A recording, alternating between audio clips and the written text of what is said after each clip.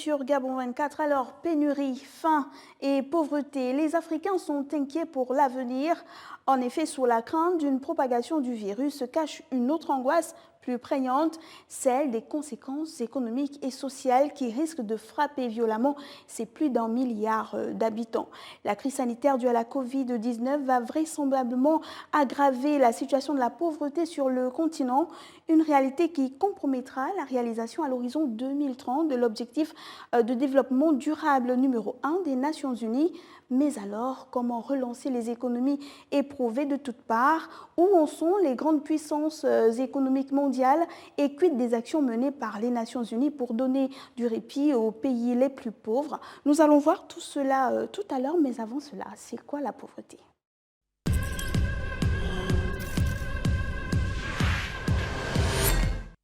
Ah, la pauvreté, ça c'est la loi divine. Et nous tous, on est pauvres. Mais chacun essaie de combattre à son niveau pour quand même satisfaire ses besoins. Dès que tu satisfais déjà tes besoins, c'est que tu n'es plus pauvre. Mais dans différentes étapes. Bon, la pauvreté, c'est qu'on n'a pas de moyens de quoi subvenir à ses besoins. De manière terre à terre, je pense que quelqu'un de pauvre, c'est quelqu'un qui malheureusement n'arrive pas à joindre les deux bouts. C'est quelqu'un qui a probablement des revenus inférieurs à ce que la personne gagne en fait. Donc je pense qu'une personne dans ce cas-là peut être considérée comme quelqu'un de pauvre. La pauvreté est le mot qui fait le coup. Écoutez. La pauvreté désigne la situation d'une personne ou d'un groupe de personnes qui est dans l'incapacité d'accéder à une nourriture en quantité suffisante, à de l'eau potable, aux vêtements, à un logement et à un chauffage de ce dernier lorsque le lieu de vie l'exige. La satisfaction de ces besoins de base est jugée comme indispensable à la vie décente d'un être humain. Toutefois, avec le progrès technique et l'amélioration des conditions de vie dans les pays développés, une définition plus large basée sur le seuil de pauvreté relatif au revenu médian a vu le jour sans lien avec la satisfaction de ces besoins. Le terme pauvreté relatif à celui des richesses fait ainsi davantage référence aux situations d'inégalité économique et politique entre individus et entre sociétés. Les sciences économiques tentent d'expliquer l'existence de la pauvreté ainsi que les mécanismes d'accroissement de la richesse. La pauvreté est une préoccupation pour les gouvernements qui s'efforcent de la contrôler pour la vie des individus parce que des conflits entre pauvres et riches ont jalonné l'histoire du monde et peuvent donc menacer le pouvoir existant. La pauvreté est l'une des causes majeures de souffrance et l'égalité entre les êtres humains est au centre de diverses conceptions morales, physiologiques et religieuses.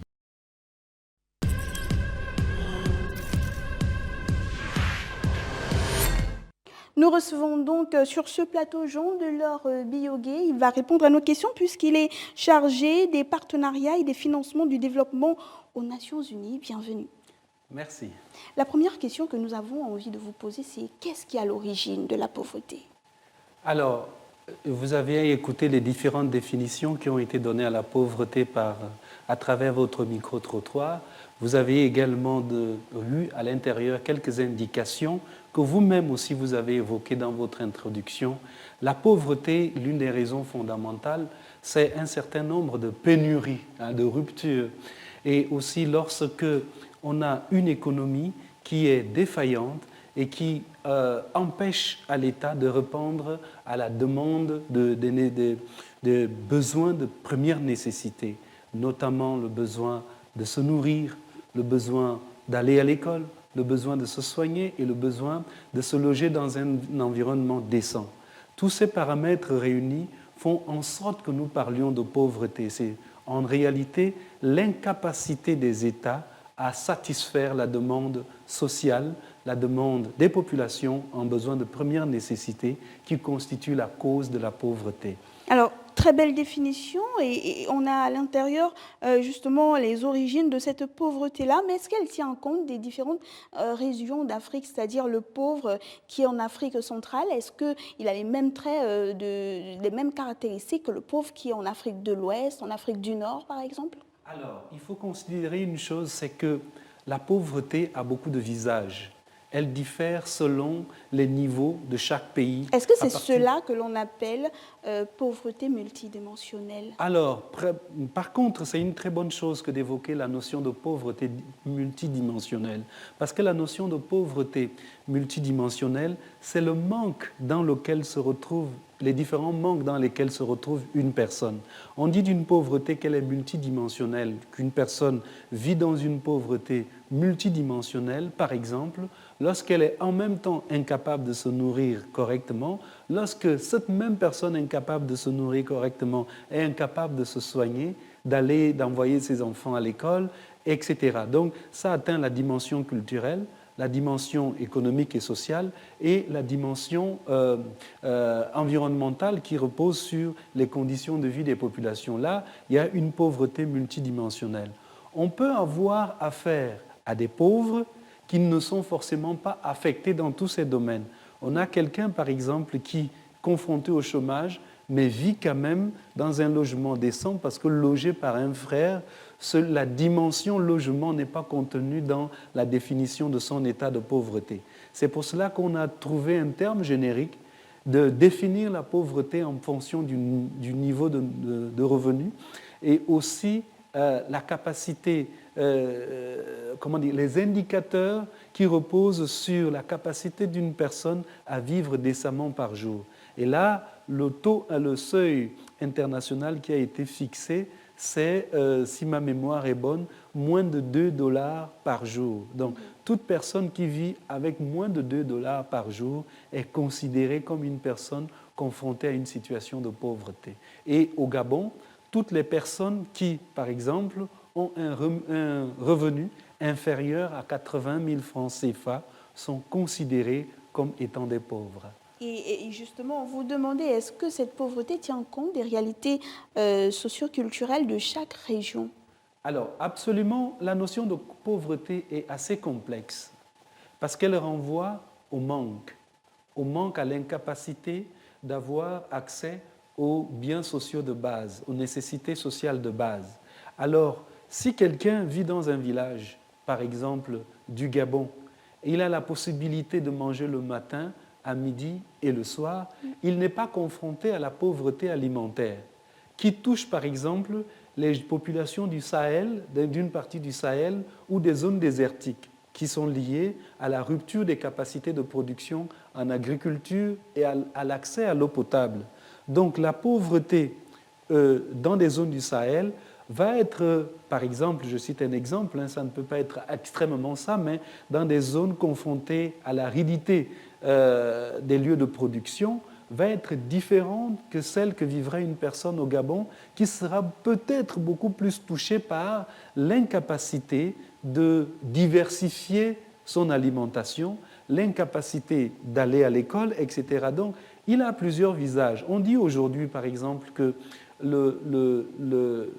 4 personnes sur 5 dans le monde entier est confrontée à la pauvreté. Ce qui veut dire que les populations vivant dans des pays développés connaissent la pauvreté. Et là, elle se manifeste de différentes manières.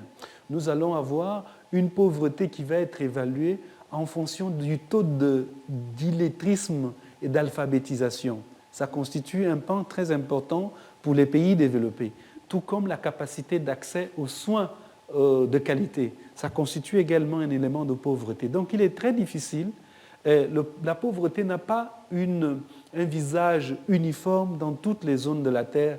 Elle diffère en fonction des zones. Maintenant, celle qu'on retient le plus, c'est vraiment l'accès à l'alimentation, l'accès à l'eau, l'accès à la santé, l'accès à l'éducation constituent vraiment les éléments de base que l'on retient dans la définition du niveau de pauvreté dans un pays. Peut-être revenir plus en détail sur qui sont les pauvres aujourd'hui, quelles sont les victimes de la pauvreté monétaire et celles de la pauvreté multidimensionnelle. Alors, ceux qui sont confrontés beaucoup plus à la pauvreté monétaire qui peut être liée aux capacités financières, c'est des personnes qui sont dépourvues d'emploi. Donc toute personne qui n'a pas d'emploi, qui n'exerce pas une activité rémunératrice est forcément confrontée à la difficulté de pouvoir financer l'accès aux besoins de première nécessité. Donc c'est essentiellement les chômeurs, Et tous les actifs, ça peut considérer maintenant des étudiants et autres qui vont vivre de leur bourse, qui vont également vivre au crochet de leurs parents. Donc ça, voilà ceux qui sont confrontés donc à cette pauvreté financière qui touche la plus grande partie de la population considérée dans les 4 personnes sur 5 que je viens de citer. Maintenant, vous avez évoqué au niveau de la pauvreté multidimensionnelle, elle a pour source toutes les difficultés que l'on rencontre à pouvoir assouvir correctement les besoins que nous avons dans les dimensions essentielles de la vie. Éducation, logement, alimentation, habillement, etc. Ça va donc pouvoir nous mettre nous confronter à la situation d'extrême pauvreté multidimensionnelle. Au Gabon, la pauvreté multidimensionnelle est de 16%. Ça veut dire que 16% de la population gabonaise est confrontée à la pauvreté multidimensionnelle parce qu'elle rencontre des difficultés d'accès à plusieurs niveaux de besoins dont qu'un être humain doit assouvir pour pouvoir vivre correctement. Et 4% vit dans l'extrême pauvreté multidimensionnelle en République gabonaise. Ce qui veut dire que c'est un phénomène qui prend de l'ampleur et il y a un débat au sein des économistes qui dit mais pourquoi ne pas parler simplement de pauvreté en la réduisant sur un certain nombre d'aspects. Définir le pauvre comme étant celui qui n'a pas accès à l'éducation, à la santé, à la culture, à l'alimentation, et j'en passe. Donc, définir quelques critères de pauvreté, quelques indicateurs de pauvreté qui vont nous permettre de résoudre ce problème qui est aussi crucial.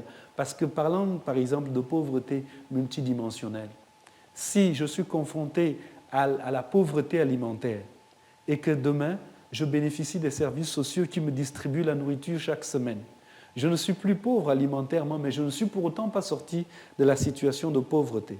Pourtant, même si la réponse de l'État qui me vient en aide à travers la banque alimentaire est une solution, mais elle n'est pas durable parce que le jour où l'État ne pourra plus, je retourne dans la situation de pauvreté alimentaire. Maintenant, si j'arrive à développer mon champ, je ne suis plus confronté à la pauvreté alimentaire, mais que mes enfants ne vont pas à l'école, je ne suis pas sorti de la classe de pauvreté. Donc c'est vraiment une question assez importante qui nécessite donc des solutions intégrées et globales pour pouvoir parvenir à la faire reculer. Vous imaginez, madame, depuis que le monde existe et que les économies sont développées, la grande problématique, c'est la lutte contre la pauvreté. Ça fait des milliers d'années qu'on est dessus, on n'y arrive pas. C'est parce que, justement, nous avons plusieurs dimensions. Pourquoi on ne sort pas de cette pauvreté-là Jean Delors, mesurer les inégalités à l'intérieur des ménages n'est pas une tâche facile. Comment pouvons-nous suivre l'évolution de la pauvreté individuelle lorsque l'extrême pauvreté mondiale est mesurée au niveau des ménages? Écoutez, on dit que la famille, c'est la cellule de base. Et ramené à la terminologie économique, eh bien, le ménage, c'est le point de départ de toute initiative de production, aussi bien en termes de production de richesse qu'en matière de gouvernance, en matière de construction des États, parce qu'il n'y a point de richesse que d'hommes. Et l'homme est issu des ménages. Ce qui veut dire que les dimensions de pauvreté au sein de ménages vont être vues sous l'angle de l'observation au sein d'un couple, d'une famille, combien de personnes exercent une activité rémunératrice de revenus, comment ces revenus sont répartis entre les besoins de la maison.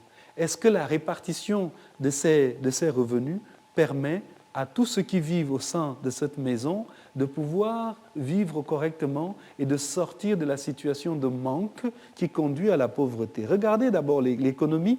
La notion d'économie, il y a 2 mots grecs et à l'intérieur, il y a maison, domestique. Donc, le point de départ, c'est les ménages et c'est justement à l'intérieur des ménages qu'il faut observer parce que les observations, les conclusions issues des observations ou de l'analyse économique axée sur la situation des ménages ne ment pas.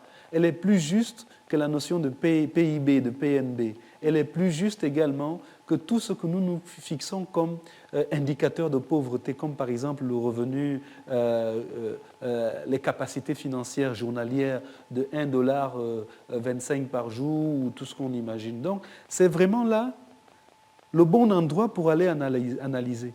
Parce qu'il s'agit d'apporter des réponses aux problèmes de manque auxquels les ménages sont confrontés.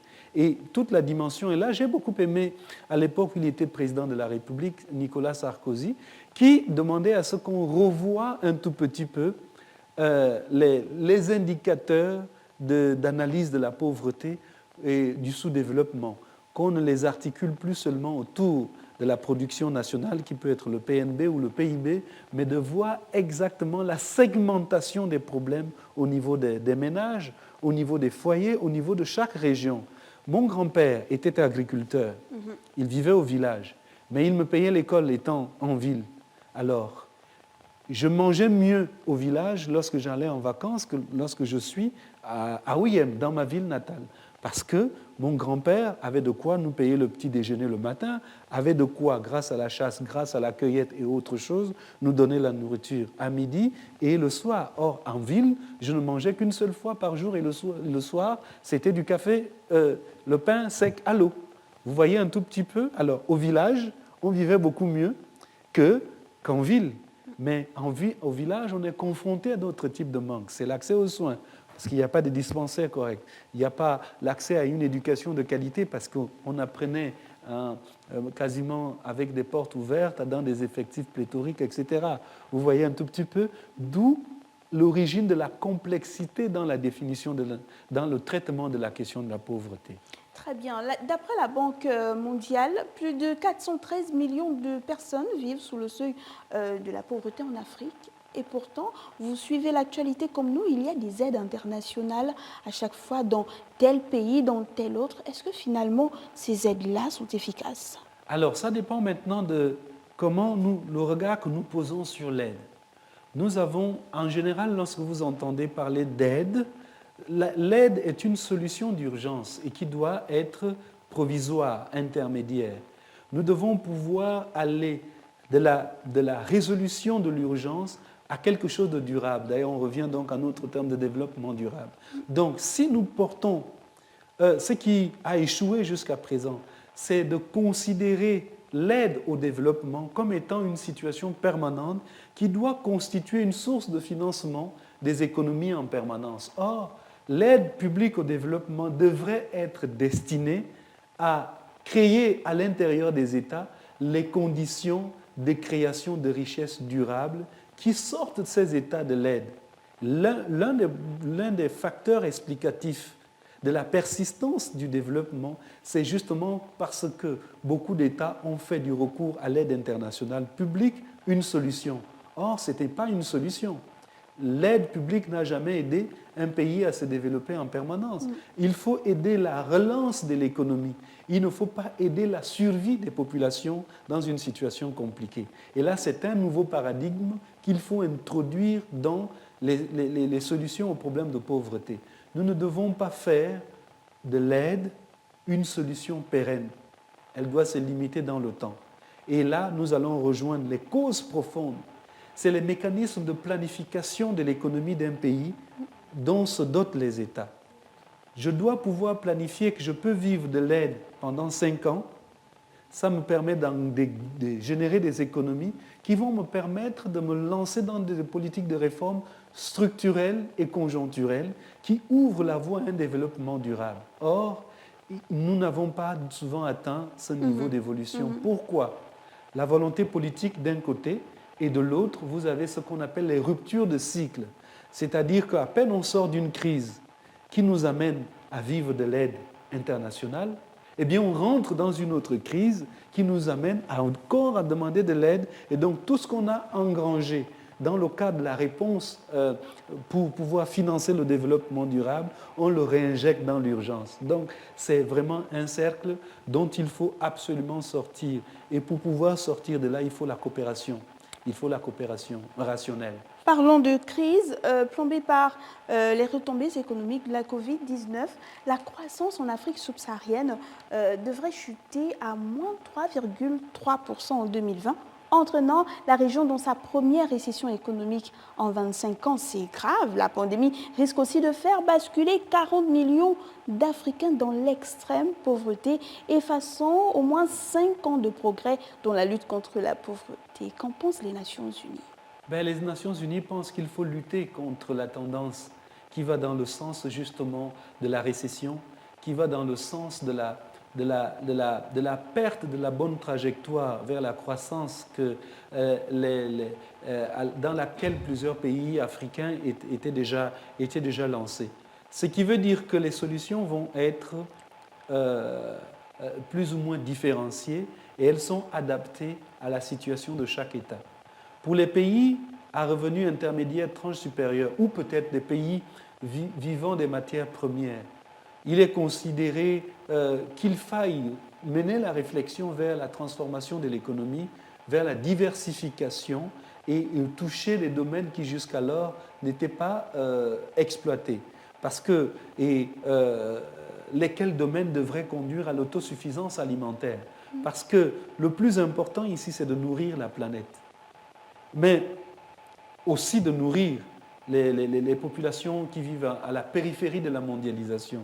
Il est vrai que la relation coronavirus et pauvreté est indéniable, mais il convient tout de même de rappeler qu'à côté de la crise sanitaire que nous traversons, il y a d'autres questions, notamment celles en rapport avec le réchauffement climatique. Les conséquences de ce réchauffement-là creusent encore plus les inégalités entre les individus. Que préconisent les Nations Unies? Très bien. Alors, vous voyez justement que les Nations Unies ont initié ce qu'on appelle les COP, les grandes conférences sur l'environnement, qui se tiennent quasiment à intervalles assez réguliers. Et un certain nombre de mesures est souvent préconisé à l'issue de ces grandes messes mondiales et qui, malheureusement, ne trouvent pas un écho favorable au niveau de l'application. Parce que la lutte contre le réchauffement climatique est un phénomène mondial qui nous concerne tous et l'exigence a été qu'il y ait une mutualisation des efforts de la part des États du monde pour pouvoir traiter ensemble cette question de manière convenable. Donc, qu'est-ce qu'il faut préconiser? Il faut préconiser justement la lutte contre le réchauffement climatique à travers une meilleure gestion de la planète qui repose sur des énergies propres, qui repose sur également la transformation des moyens de production de la richesse mondiale. On parle de plus en plus d'abandonner les industries à émissions de gaz à effet de serre pour se tourner vers d'autres mécanismes de production de la richesse, de l'énergie, etc. Et c'est là où encore jusqu'à présent le bas blesse parce que l'appropriation de la question est diversement appréciée par les États du fait que chaque État met l'accent sur ce qui concerne son propre développement au détriment des autres États. Et là, la question est en train d'aujourd'hui intéresser parce qu'il y a progressivement un mouvement global vers les 17 objectifs de développement durable. Et sur les 17, il y a au moins 2 ou 3 qui traitent des questions de l'environnement. Est-ce que les Nations Unies n'ont pas été trop ambitieuses? 2030 n'est plus très loin et on a des États qui ne s'alignent pas encore, disons, avec pourtant les décisions ou encore des traités qu'eux-mêmes ont accepté de signer. Est-ce que les Nations Unies ne devraient pas changer de méthodologie? La question est de savoir est-ce que les États ne veulent pas adhérer aux principes internationaux qui régissent les modes de production et qui reposent sur les cibles et les indicateurs des ODD. Parce que les cibles et les indicateurs des objectifs de développement durable sont assez clairs et accessibles. Le problème se pose, à mon avis, au niveau de la négociation du nouvel agenda mondial. Cette négociation devrait faire en sorte que chaque État y trouve son compte. Il y avait un mécanisme de compensation des pays qui font des efforts de protection de l'environnement. Mais on se rend compte que ces mécanismes de compensation des sacrifices, si je peux ainsi m'exprimer, de ces États ne sont pas rémunérés à leur juste niveau, ce qui pousse ces États au découragement. Mais les Nations Unies n'ont pas un budget pour financer ces États. C'est la solidarité interétatique qui doit mettre en place un mécanisme qui permet justement d'encourager les États qui constituent aujourd'hui le poumon de l'humanité. C'est le cas du bassin du Congo et c'est le cas de l'Amazonie en Amérique du Sud. Donc nous avons là deux pôles qu'il faut encourager. Mais tous les pays qui sont situés, par exemple dans le cas du bassin du Congo, ne sont pas des États stables.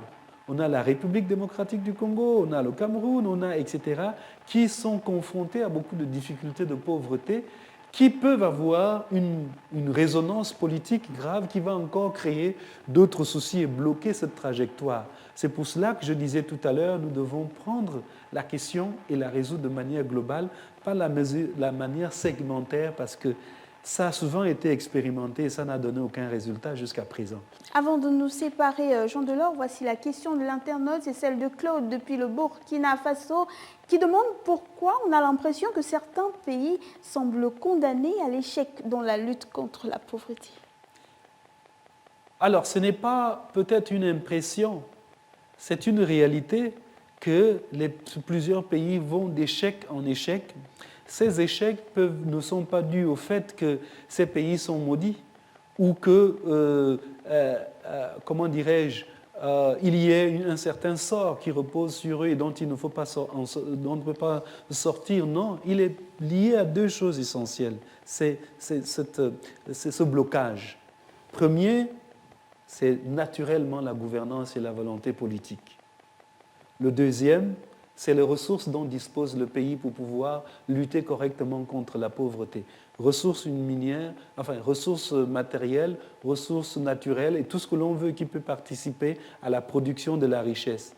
Merci Jean Delors Biyogué. Je rappelle que vous êtes chargé des partenariats et des financements du développement des Nations Unies. Vous avez répondu à nos questions. L'Afrique devrait connaître un rebond de 3% de sa croissance économique en 2021 si les gouvernements parviennent à juguler la propagation de la pandémie de la Covid-19, selon la Banque africaine de développement. La pauvreté n'est pas qu'une question d'argent. Elle revêt de multiples formes dont il faut tenir compte, une réalité dont ont conscience les Nations Unies. Toutefois, pour certains observateurs, il est temps que les Africains eux-mêmes prennent leur destin en main, retrouvent confiance en eux, car au final, ils sont les seuls à savoir de quoi ils ont besoin. Restez sur Gabon 24. En attendant, n'oubliez surtout pas que le temps de la réflexion est une économie de temps. Au revoir.